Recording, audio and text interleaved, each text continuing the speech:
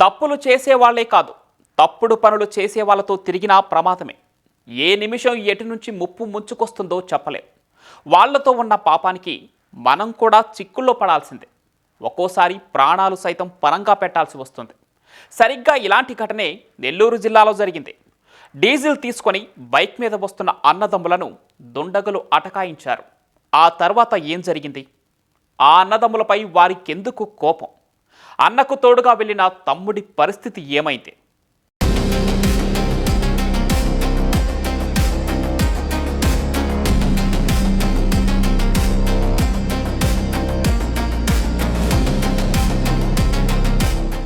సామాన్య కుటుంబం నుంచి వచ్చినా కష్టపడి ఎదిగారు. వ్యవసాయాన్ని నమ్ముకుని హాయిగా జీవిస్తున్నారు. అక్కా చెల్లెళ్ల పిల్లలు సొంత అన్నదమ్ములు మాదిరిగా ఒకరికొకరు తోడుగా ఉంటూ కష్ట సుఖాల్లోనూ కలిసిమెలిసి బతుకుతున్నారు.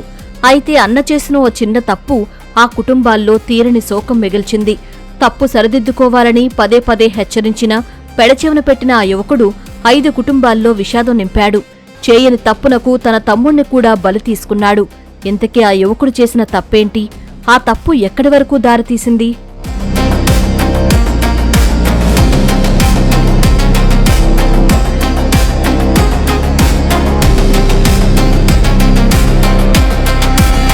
నెల్లూరు జిల్లాలో ఇటీవల జరిగిన జంట హత్యలు కలకలం రేపాయి. వరికోత యంత్రానికి డీజిల్ తీసుకురావడానికి వెళ్లిన వరుసకు అన్నదమ్ములైన 2 యువకులు రోడ్డు పక్కన వెగదజీవులయ్యారు. దారి కాచి కొట్టి చంపినట్టు పోలీసులు గుర్తించారు. అయితే ఈ జంట హత్యలకు వివాహితర సంబంధమే కారణమని పోలీసులు తేల్చారు. అన్నకు తోడుగా వెళ్లి పాపం తమ్ముడు కూడా బలయ్యాడు.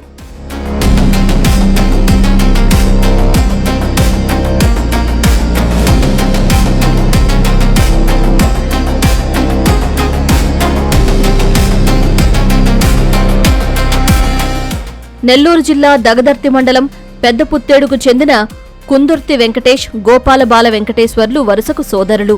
అక్కా చెల్లెళ్ల బిడ్డలైన వీరిద్దరూ వరికోత యంత్రం నడుపుతూ జీవనం సాగిస్తున్నారు. వరికోత యంత్రానికి డీజిల్ కోసం గండవరంలోని బంకు వద్దకు వెళ్లి డీజిల్ తీసుకుని వెనక్కి వస్తున్న క్రమంలో వడ్డెపాలెం వద్ద గుర్తు తెలియని వ్యక్తులు వీరి బైక్ను అడ్డగించారు. మారణాయుధాలతో దాడికి యత్నించగా ఇరువురూ బైక్ వదిలేసి పరారయ్యారు. వెంటపడి వేటాడిన దుండగులు కత్తులతో విచక్షణారహితంగా పొడిచి హత్య చేశారు.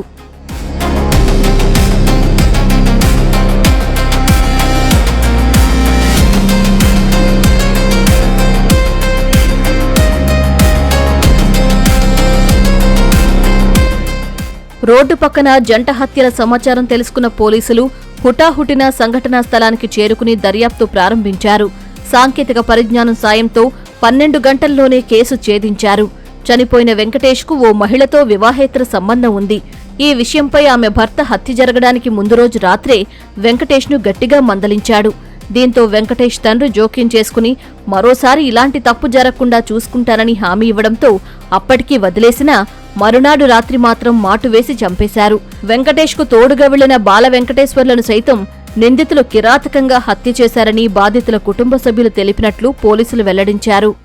దీనిలో ప్రాథమికంగా వాళ్ళ కుటుంబ సభ్యుల ద్వారా తెలిసింది ఏంటంటే, ఈ వెంకటేష్ అనే అబ్బాయికి గతంలో ఆ ఊరికి చెందిన ఒక వివాహితతోటి పరిచయం ఉన్నది అనే దాని మీద అనుమానంతో ఆ అమ్మాయి తాలూకా వ్యక్తి ఒక అతను గ్రామంలో అతన్ని అటకాయించి బెదిరించడం జరిగింది. కానీ పర్యవసానంగానే ఈ హత్య జరిగి ఉండొచ్చు అని చెప్పి ప్రాథమికంగా వాళ్ళ కుటుంబ సభ్యులు అనుమానిస్తున్నారు.